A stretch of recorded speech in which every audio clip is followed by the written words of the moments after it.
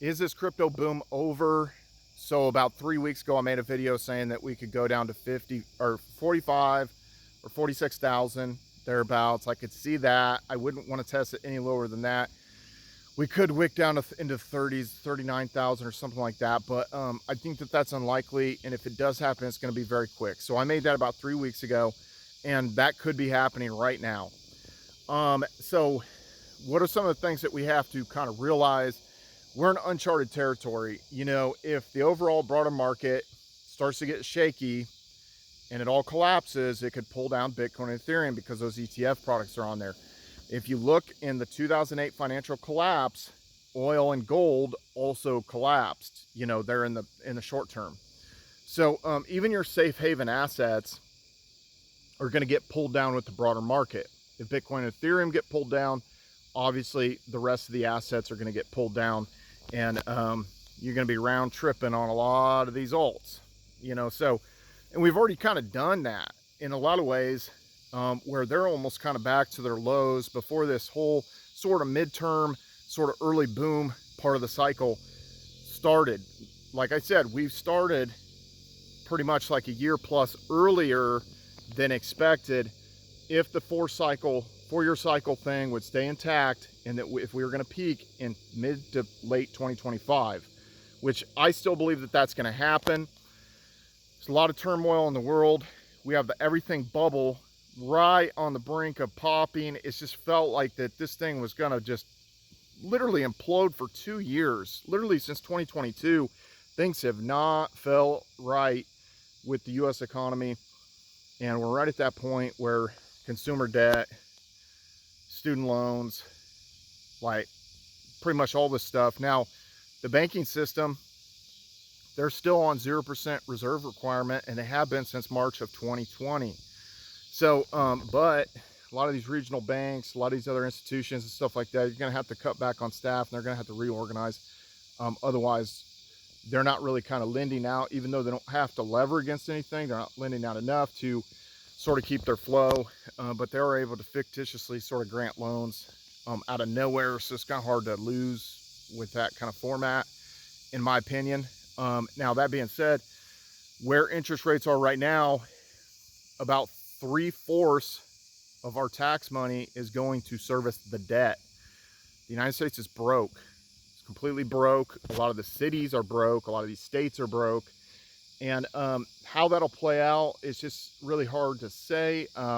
You know, you have a lot of these politicians campaigning on various different things. Trump says that his first thing is he's going to be drill, baby, drill.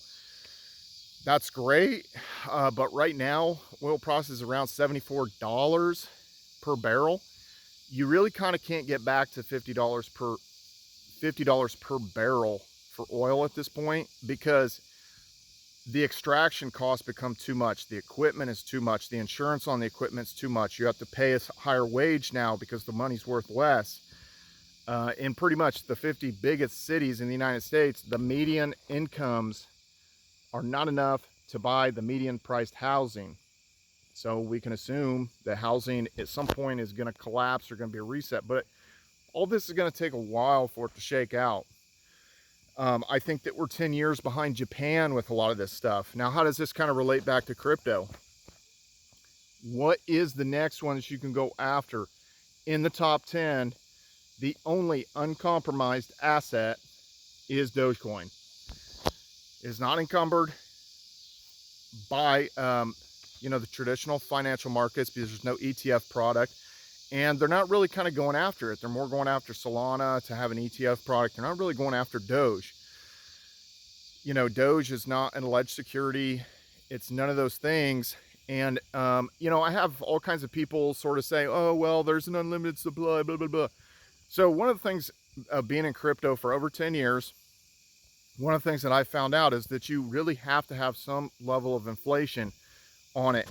And the whole premise that the inflation is going to kind of run short, or it's going to end at some point, kind of like with Bitcoin, is that that's probably not going to work out later in its life cycle, because you're going to have the fees so high on the Bitcoin network that it's not going to make sense at that point, you know. But again, that's in like 2140 or something. So that's not really something we have to worry about right in the meantime. But the inflation, the effective inflation on the Dogecoin network is like 2.9% annual right now, and it drops every year because it's basically 10,000 Dogecoin per block. So 2.9% interest rate, inflation rate is not that big of an increase in the money supply, all things considered, but you have to have a certain amount of inflation to sort of fund these chain security and the perpetuation into the future. Now, a lot of people have done a lot of things and got around Dogecoin and promoted it for free and stuff like that.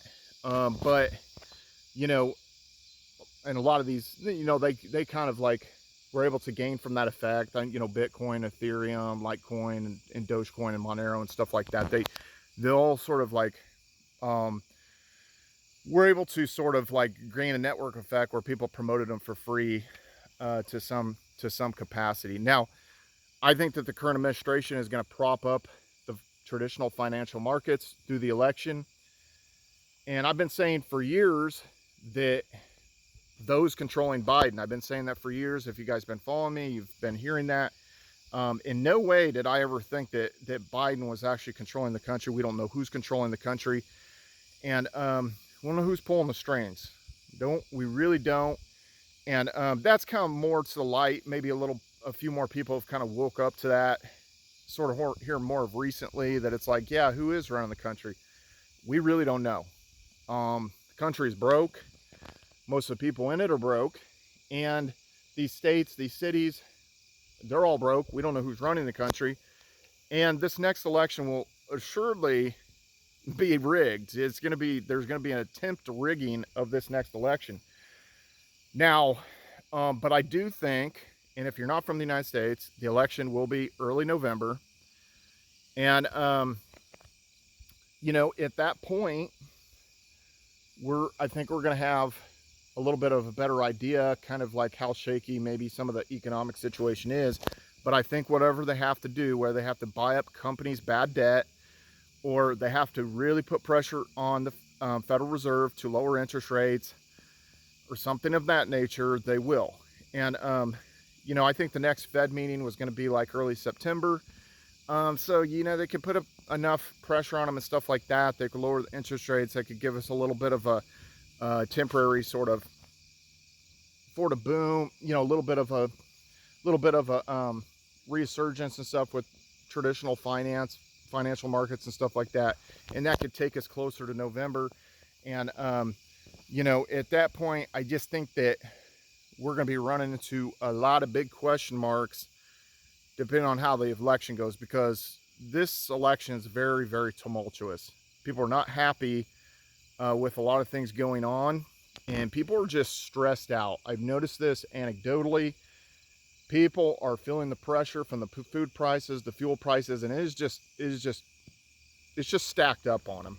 And then now a lot of people are getting laid off, and the unemployment numbers are faked all the time, so we don't know what percentage of people are sort of laid off, but just things have just slowed down.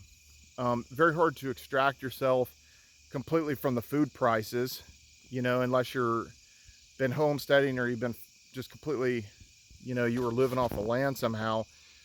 So it'd be very hard, even if you weren't watching kind of any news or you're just kind of disconnected from everything. It's still going to be hard that you're not going to notice that. Now, what do I see with a lot of these cryptos?